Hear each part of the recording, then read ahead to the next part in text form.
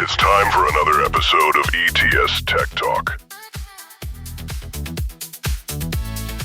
Here's your host, Ryan Bialek.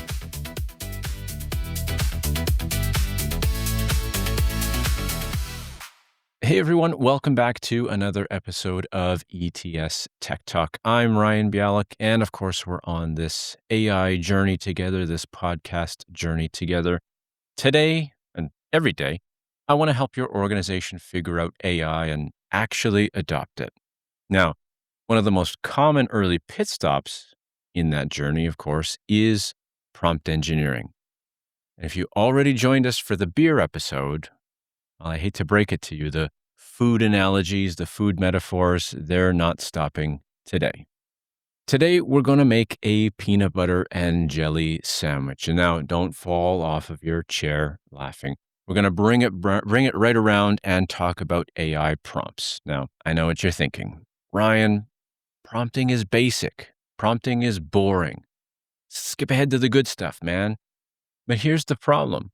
A lot of organizations rush into AI adoption so fast that they end up skipping the fundamentals like prompt engineering.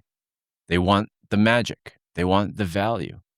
They want the transformation, but they skip the part where people learn how to actually ask for what they actually need. And that matters because if you ignore the basics of prompting, you'll get frustration, you'll get bad output, you get missed opportunities. Let me put it a little more bluntly. If your teams don't learn prompt basics, their outputs from AI will stink.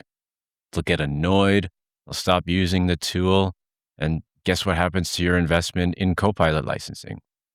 It's gone to waste.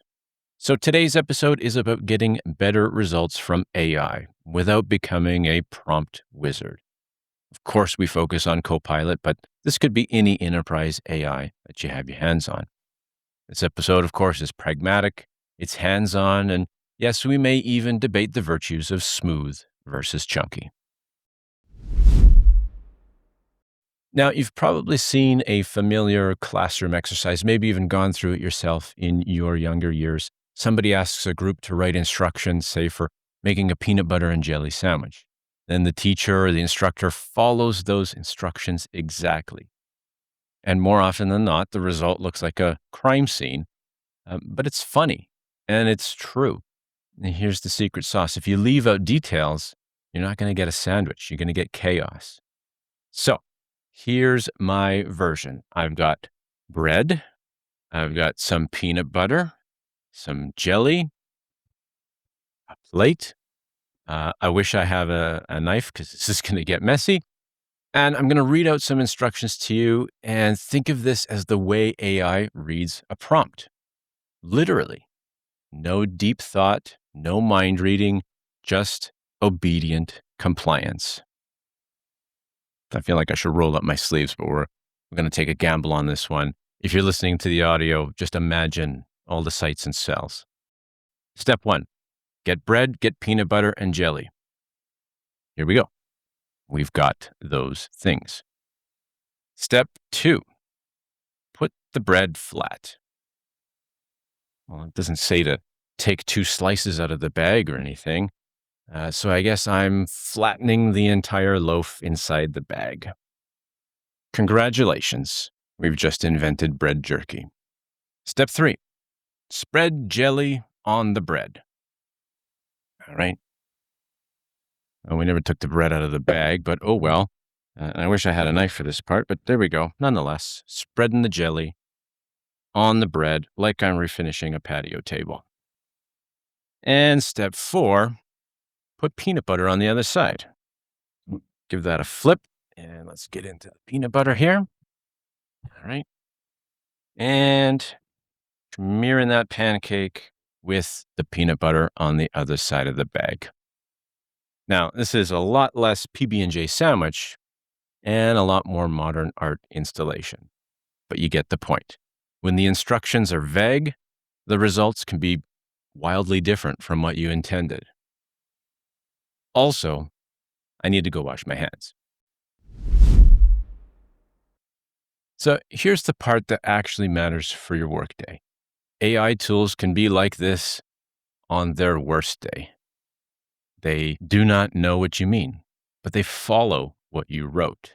So if the wording is ambiguous, they pick an interpretation. If you leave out a constraint, they'll invent one. If you don't name the source, they guess. That's how the same prompt can produce either a nice edible sandwich or jelly on your hands. So let's name that idea, the PB&J prompt principle. If you want good output, you need good instructions. And this really matters with tools like Microsoft Copilot, because these tools are working inside real constraints. Your calendar, your documents, your emails, your Teams chats, your permissions, and they're trying to satisfy your request without asking you 20 follow-up questions. So your prompt is basically your project brief. And we all know how useful a brief is when it just says, make it pop. So why does AI need you to be so weirdly specific? Well, here's the simple truth. The quality of the input shapes the quality of the output. That's true with human coworkers. That's also true with AI agents. If you've ever asked a coworker, hey, can you send me that thing? Only to be surprised when they sent the complete wrong thing. Congratulations, you already understand prompting. Vague prompts tend to produce vague responses. Not because the AI is bad, but because you didn't give it enough to aim at. So we've all heard the phrase garbage in, garbage out. And this is absolutely the moment we're in with AI. And Gen AI is moving from a specialist tool to an everyday coworker, which means the ability to give good instructions suddenly matters for everyone. A few years ago, talking to a computer meant menus, buttons, and of course, maybe some programming. Now you can just type, summarize this, draft that, turn these into slides, and off you go. The upside, absolutely huge. The downside, well, we've all become managers in a way. And our newest direct report takes everything literally. So you'll hear the phrase prompt engineering, and that maybe sounds to you like it requires a lab coat and a fourth monitor on your desk. But in reality, it's mostly just delegation and communication, just aimed at AI instead of a person. And that's good news because you don't need a PhD in computer science. Lab coat would probably still look cool though. You just need the same skills you already use with a busy colleague. You have to be specific. You have to give context, name your constraints, and say what done looks like. And one more thing, prompting isn't just one and done. It is absolutely a conversation. You give a draft, you steer, you tighten, you ask for other opinions and different options. You tell it to stop writing like a Victorian novelist. Only kidding on that last one. Back to being practical. I'm going to give you a prompt recipe that you can use at work. Again, use it with Copilot or any agentic tool that you wish. Then we'll walk through some examples that you can steal shamelessly and look like the prompt wizard in your office. Now, the goal here again is to help you and prevent you from wasting time reworking AI outputs that really never had a fighting chance. And yeah, we're going to do the classic bad prompt versus better prompt thing, a little bit of prompt fixer-upper, but with the kind of scenarios that actually show up on a Tuesday at 2:35 p.m. And since you're listening and not staring at one of my slides full of tiny text, I'll read these as pairs, poor prompt version, and then the actual fixed up useful version. Example 1, summarizing a long document. Poor prompt. Summarize this document. Better prompt. Summarize this report for an executive who has 60 seconds. Give me the top 5 takeaways, any risks called out, and a short so what conclusion. Use bullets. You see the difference. Example 2, turning a messy meeting into actions. Poor prompt. What did we decide in the meeting? Better prompt. From the meeting notes or transcripts, list decisions, open questions, and action items. Put owners beside each action item if mentioned. If no owners mentioned, write owner TBD. Again, you see the difference. It's pretty clear. Example 3, drafting an email you won't regret. Poor prompt. Hey, help me write an email. Better prompt. Draft a friendly professional email to a customer who reported an outage. Acknowledge the impact, confirm we're investigating, give a realistic next update time, and avoid making promises that we can't keep. Keep it under 160 words. Example 4, creating a plan that isn't just a generic template. Poor prompt. Hey, generate a marketing plan. Better prompt. Create a 30-day marketing plan for a small B2B software project launch. Budget $5,000. Channels, email and LinkedIn. Audience, IT managers and mid-sized firms. Output, a week-by-week checklist with success metrics. And example 5, getting help thinking without getting a manifesto. Poor prompt. Tell me everything there is to know about Copilot. Better prompt. Explain how Copilot can save time in Teams and Outlook. Give 3 concrete examples with a 1-sentence how to ask it prompt for each. So notice what those better prompts do. They stop asking the AI to read your mind. They specify who the output is for, what to include, what to leave out, and ultimately what the end result should look like. In other words, they turn help me into here's the job, here's the constraints, here's the shape of the deliverable.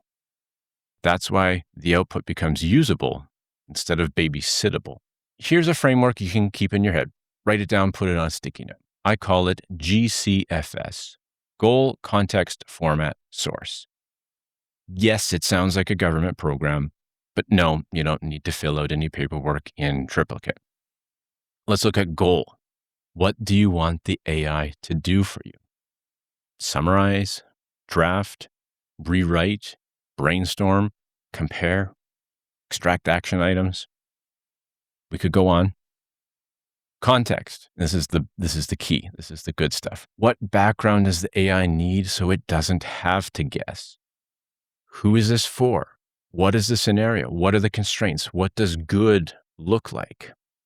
On format, what shape should the output take? Bullets, table, email, 3 options, 150 words, formal tone, a LinkedIn post, lots of emojis. Or maybe write like I'm explaining this to a new hire. Source, what should the AI base the answer on? This document, that email thread, some spreadsheets, those meeting notes that we have. If you don't name the source, it may default to general knowledge. And that can be outdated. It could be off topic or, in the worst case, just plain wrong. So here's a quick prompt upgrade checklist. If your prompt is under 10 words, there's a decent chance it's a wish, not an instruction. Add at least 2 of these: the audience, the time horizon, the constraints, the format, the source. You may feel slightly more annoying to Copilot in the moment, but don't worry. Copilot can't give you the side eye in the lunchroom later on today. Good prompts are not necessarily long. They are complete. They give the AI a target. They give it guardrails. That's the difference between make me a sandwich and 2 slices of bread or a bag of bread, peanut butter on one side and jelly on the other. Now, here's the next trick. Don't treat prompting like a one-shot magic spell. Treat it like editing. You're allowed to ask for a first draft, react to it, and steer it into something that you would actually send to another human being. Here's a practical rule. If the first output isn't right, don't throw the tool away. Adjust the brief, add a constraint, add 1 constraint at a time if you wish to. And here's some follow-ups that I find myself using with Copilot constantly. Make it shorter, 120 words max. Use bullets, group by theme. Rewrite this for mere mortals. Keep the tone confident. Don't be salesy. Give me 3 options: conservative, balanced, bold. So you see that being specific will always beat being brief. Think of it like working with a junior colleague. You don't expect the first draft to be perfect. You give feedback, you clarify, you work through things, and ultimately you ask for a revision. Same thing here with Copilot and AI agents.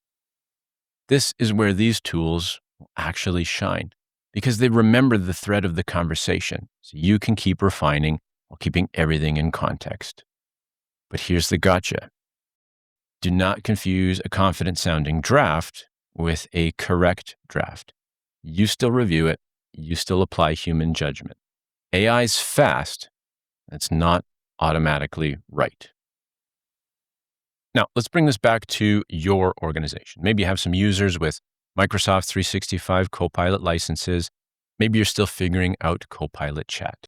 Either way, the question becomes, how do we make good prompting stick at the office without starting a secret prompt club? Here are 4 practical moves that work in the real world. Number 1, give people a starter kit. Now, awareness is a start, but people can also need some tools to succeed. That means some training, not just, hey, we bought AI, good luck, everybody. Teach the basics, clear goal, useful context, specificity, good examples. You can even share this episode of this podcast with them if you'd like. Hey, we'd like that too. Let people practice turning a weak prompt into a stronger one. Make it a hands-on team activity. Let participants practice. Let them fix bad prompts. Let them see the difference. And if you're using Microsoft 365 Copilot, point people to the prompt gallery. Sample prompts are useful because people will learn faster when they can see what a good prompt looks like. If you plan to use Copilot at scale, build a simple prompt library, a place for tried and true prompts that match your business or your team or different departments. And those could be things like draft a project post-mortem using our template, or summarize the latest HR policy as a friendly FAQ. The goal is not perfection. The goal is to spread good habits faster. And also, teach people to review the output. Even a good prompt can produce a bad detail. At this stage, human in the loop is not optional. The message should be, you're still driving, the tool is just helping. One last trick, of course, is to share a lot. Now, I also like to talk about using a persona, asking the AI to respond as a certain role or a style, like explain this to me like I'm a new intern, or act as a project manager writing to a client. It's not magic. It just gives the tool better context. And the goal is simple. No one should feel lost at this stage, frustrated or embarrassed when they try to use AI at work. They should feel equipped, supported, and capable. Number 2, normalize practice. Like any other skill, prompting will get better with practice. And honestly, it can kind of be fun to tinker with. Create an environment in your organization where people feel safe to experiment. Let them try, let them fail, and let them laugh about it. You could run a little bit of a challenge at your office. Create the best 2-line product pitch. Share the worst prompt that produced a hilarious result. Share the best prompt that saved you an hour this week. The more people use Copilot, the more comfortable they will get. So ask them to share what works. If somebody finds a great prompt for extracting action items from a meeting transcript, that's gold. Make it easy to share. Maybe something like a Teams channel for AI tips, a quick stand-up shout-out, or a shared prompt library, as we mentioned before. Peer-to-peer learning works as well. Again, an environment where people can drop in questions like, hey, I asked Copilot to outline something, but it missed a whole section. Anybody have any ideas why? And you'll be pleasantly surprised when colleagues step up to help answer. On the flip side, when someone gets a great result, they should also post that to inspire other colleagues. This peer-to-peer learning is super effective, leverages the natural diversity in how people approach tasks. And again, you may see teammates come up with prompt hacks that you never thought of before. And don't punish the failure, folks. If a prompt produces something weird, treat it as a learning moment. Not a reason to blame the tool or the person, or we don't want to shame anybody. Every misfire teaches you something. Where the tool can get confused, what context may have been missing, what guardrails we should add next time. You can make prompting a collaborative open conversation. When people see their peers sharing tips, they're more likely to try them themselves. And they're more likely to ask for help without feeling stupid. 3, make it a part of how you work. Now, think bigger picture. Just like companies once added basic computer skills to their expectations, it's time to include AI and prompt literacy too. That doesn't mean turning everyone into a technical specialist, but it means signaling to the world that using these tools well is part of modern work. It's part of your organization, and it's built into onboarding. If a new employee gets a Copilot license but no guidance, they may flounder. If they get the basics in week 1, they'll ramp faster. And as AI capabilities evolve, which they will, your organization is updated. The fundamentals of clear instructions will stay the same, though, as AI changes. Best practices will keep moving. That's okay. This is all part of AI awareness as a journey and not a one-and-done exercise. So keep an ear out for people's comfort levels. Some users are not bad at prompting. They're just a little nervous to use the tool. So enforce this message. AI is here to augment your work, not to judge it, and certainly not to replace your judgment. In short, weave prompt engineering into the basic fabric of your company's learning and development. Treat it as an ongoing skill, because this is really a communication skill for the 21st century. We're learning how to communicate with non-human helpers. All right, Skippy, let's land this plane before someone actually gets hungry. If you remember one thing, make it this. AI is obedient, not intuitive. So if you want better results, don't start by blaming the software. Start by upgrading the instructions. Use the PB&J prompt principle. Be specific enough that a literal-minded helper could succeed. Give a goal. Add context. Name the format. Point to the source. Then iterate like you're editing a draft. That's the skill. If you try this for a week, you'll notice something. You'll spend less time fixing AI's output and more time using it as a fast first draft. It's kind of like a power tool, still dangerous if you're careless, but incredibly useful if you know where the speed switch is. And if you've had a PB&J moment where AI took the prompt way too literally, save the prompt. It's not failure. That is data. Tweak it. Add guardrails, and now you've got a reusable template for next time. And one more thing before we go, folks. You don't have to manage Copilot and AI enablement alone. These initiatives are actually really complex. If you are overwhelmed, well, it may be time to partner up. The right partner does more than just sell you some licenses and lets you go. They help your team work through the practical challenges. They help you build skills. They help you avoid the common mistakes. And if they're doing it right, they're building your capability, not your dependency. And remember to be careful. There are plenty of partners who offer a quick training session, check a box, and absolutely skip the fundamentals of prompting. Real mastery takes ongoing learning and real-world practice. A few calendar invites in Outlook will not create real adoption. Hey, if this episode was useful, please, we'd appreciate it if you share it with the person on your team who keeps saying Copilot stinks. Not to shame them, just to gently suggest that they may be writing the prompt equivalent of put the jelly on. I'm Ryan Bialek. Stay curious, everybody. We'll see you on the next episode. That's a wrap on this episode of ETS Tech Talk. Don't forget to like, share, and subscribe. Mere mortals